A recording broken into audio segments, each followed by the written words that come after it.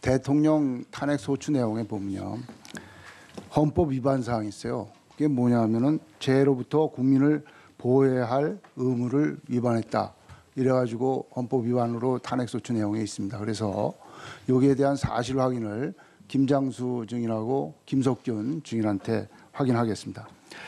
그 2014년 7월 10일 날 세월호 특위에 대통령 비서실에서 보고한 내용에 보면요.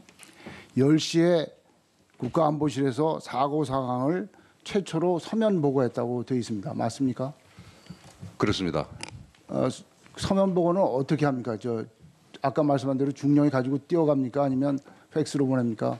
자전거를 타고 간 경우도 있고 예. 그냥 뛰어가는 경우도 있고 예. 그렇습니다.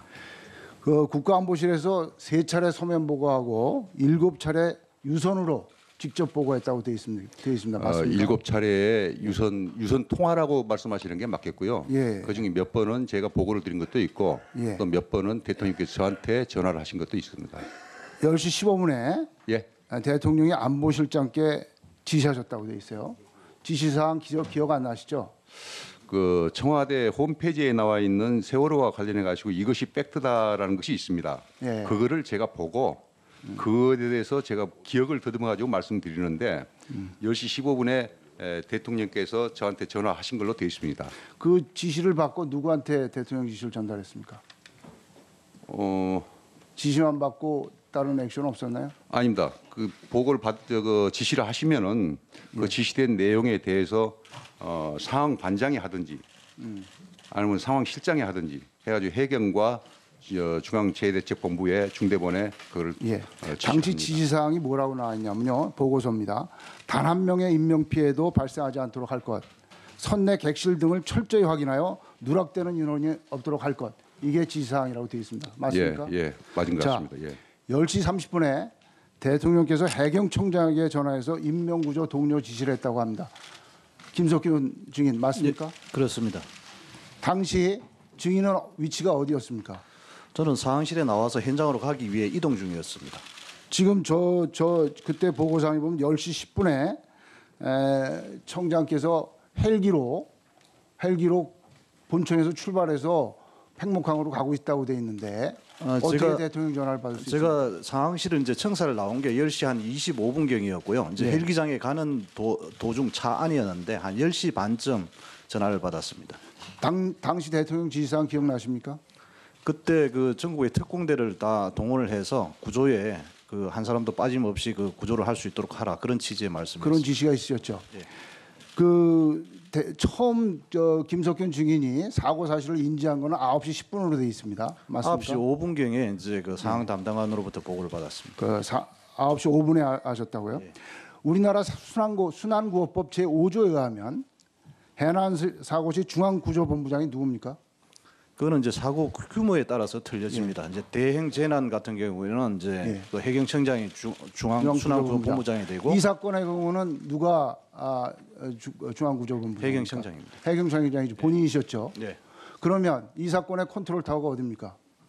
저희가 뭐 현장에서 대응하는 거는 저 해경청장이 현장에서는 목포서장이 지역구조본부장 아닙니까? 예, 그렇습니다. 목포 해경서장이 예. 중앙구조본부장은 순환구호법 5조에 해경청장으로 되어 있습니다.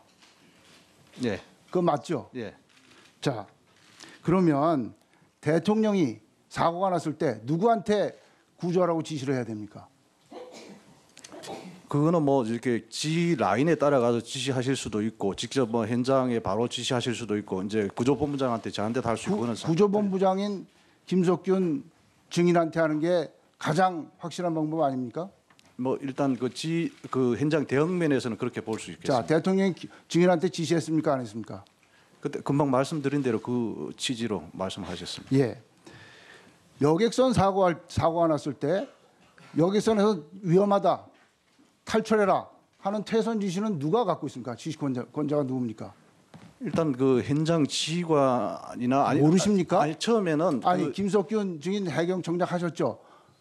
배 승선 근무하셨습니까? 해경 하시면서? 뭐 그런 적은 없습니다. 없죠. 예. 선원법상에 퇴선을 명령할 수 있는 사람은 선장밖에 없어요. 예, 맞습니다. 선장한테 뭔가 지시가 가야 돼요. 그러면 당시에 제가 왜 이 문제를 제기를 하냐면 비행기가 사고 나면 비행기 기장을 장악을 합니다.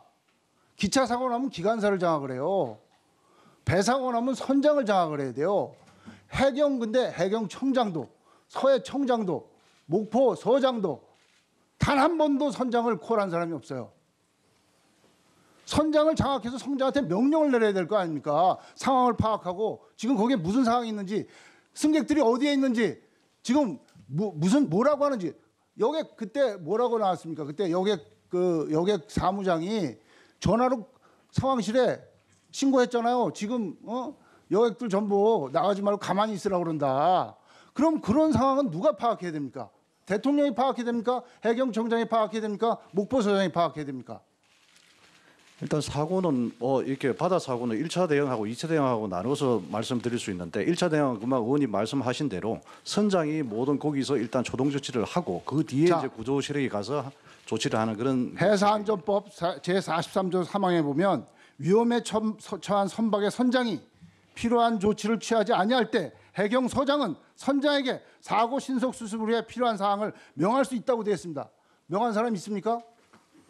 거기에 뭐 우리 VTS라든지 그다음에 만약에 상실하고 계속 제가 이렇게 이 말씀을 왜 드리냐면 만약에 이게 미국의 코스트가드나 일본의 해상보안청 관할에서 사고 났으면 이 사람들 선장 콜 안 했을 것 같습니까? 저희도 그 어떤 그 상황에 관련해서 계속 어떤 그 VTS를 통해서라든지 상황실을 통해 가지고 계속 지시가 이렇게 내려가고 그때 그렇게 대응을 하고 있었습니다. 제가 해경이 직무 태만을 해가지고 이런 어마어마한 인명손실을 가져온 거예요. 어마어마한 국가적 재난을 가져온 겁니다. 그 직무 태만에 대해서 해경의 해경청장이나 해경서장이나 의원님 제가 말씀을 드린 대로 이게 사고 대응이라는 거는 이렇게 이게 어떤 구조 실행만 할 수 있는 그런 상황이 아니었습니다. 1차 대응은 일단은 선장이 하고 나서 그 상황에서 저희 해경 세력은 어떤 그 주어진 여건 내에서 모든 가용실을 동원해서 구조했다는 점은 말씀을 드리고 싶습니다.